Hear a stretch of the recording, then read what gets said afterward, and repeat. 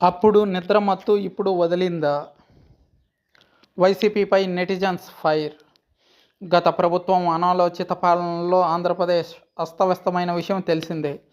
నియంత పాలనను తలపించే వైఎస్ జగన్మోహన్ రెడ్డి నేతృత్వంలో రాష్ట్రంలో లా అండ్ ఆర్డర్ కుంటుపడిన విషయం తెలిసిందే.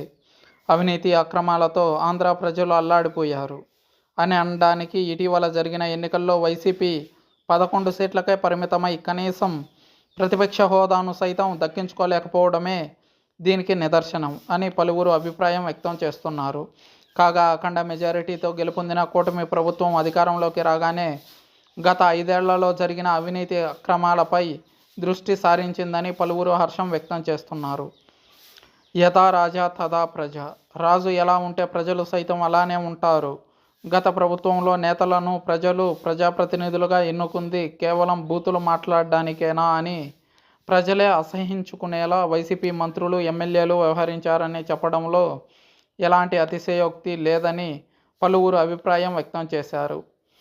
అలానే దొరికినంత దోచుకో, దోచుకుంది దాచుకో అనేలా వైసీపీ నేతల తీరు ఉండేదని, వారి బాటలోనే కొంతమంది ప్రభుత్వ ఉద్యోగులు సైతం నడిచారని, ప్రజల కోసం కాకుండా కేవలం వైసీపీ కోసమే పనిచేశారని ప్రజలు పేర్కొంటున్నారు. అయితే ప్రస్తుతం అధికారంలోకి వచ్చిన కూటమి ప్రభుత్వం ముఖ్యమంత్రి నారా చంద్రబాబు నాయుడు నేతృత్వంలో గాడి తప్పిన రాష్ట్రాన్ని మళ్లీ గాడిలో పెట్టడంపై దృష్టి సారించారు. ఈ నేపథ్యంలో అక్రమార్కులపై చంద్రబాబు ప్రభుత్వం ఉక్కుపాదం మోపుతోంది. దీనితో ప్రభుత్వ అధికారులు సైతం గత ప్రభుత్వ హయాంలో జరిగిన అవకతవకలపై దృష్టి సారించారు. ఈ నేపథ్యంలో రాష్ట్రంలోని అన్ని జిల్లాల్లో నిబంధనలకు విరుద్ధంగా అనుమతులు లేకుండా వందల కోట్లను వెచ్చించి వైసీపీ హయాంలో పార్టీ కార్యాలయాలను నిర్మించారు. కాగా వాటిపై మున్సిపల్ అధికారులు ఉక్కుపాదం మోపుతున్నారు. ఇప్పటికే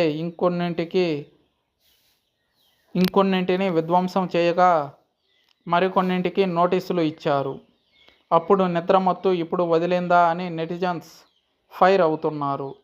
తమ పార్టీ కార్యాలయాలను కూల్చివేయడంపై వైసీపీ ట్విట్టర్ వేదికగా స్పందించింది. వేల కోట్లు విలువ చేసే ప్రభుత్వ భూమిని గత టీడీపీ ప్రభుత్వంలో కేవలం 1000 రూపాయలకి లీజుకు తీసుకుని చంద్రబాబు నాయుడు గారు కట్టుకున్న పూరి గుడిసె ఇదే అంటూ టీడీపీకి సంబంధించిన ఓ బిల్డింగ్ ఫోటోను షేర్ చేసింది. అలానే ఈ లీజ్ ద్వారా ఈ స్థలం ఏకంగా 99 సంవత్సరాల పాటు టీడీపీకే సొంతం అనేలా చట్టవిరుద్ధంగా రాయించుకున్నారని, ఇలాంటి భూములు రాష్ట్ర వ్యాప్తంగా ప్రతి జిల్లాలో కాజేశారని ఆరోపించింది. కాగా ఈ పోస్టుపై నెటిజన్స్ మండిపడుతున్నారు. నిజంగా చంద్రబాబు ప్రభుత్వం అలా చేసి ఉంటే మీరు అధికారంలో ఉన్నప్పుడు ఎందుకు మాట్లాడలేదు? అనుమతులు తీసుకుని కట్టిన ప్రజల ఆస్తి అయినటువంటి ప్రజావేదికనే కూల్చిన మీకు నిజంగా చంద్రబాబు అడ్డదారిలో ఆ భవనాన్ని నిర్మించినట్టు మీ దగ్గర సాక్ష్యాలుంటే చర్యలు తీసుకోకుండా 5 ఏళ్లు మౌనంగా ఎందుకున్నారని ప్రశ్నించారు. అధికారంలో ఉన్నప్పుడు నిద్రపోయారా? ఆ నిద్రమత్తు మీ అక్రమాలను బయట పెడుతుండగా వదులుతుందా అంటూ నెటిజన్స్ ఘాటైన పదజాలంతో కామెంట్స్ చేస్తున్నారు.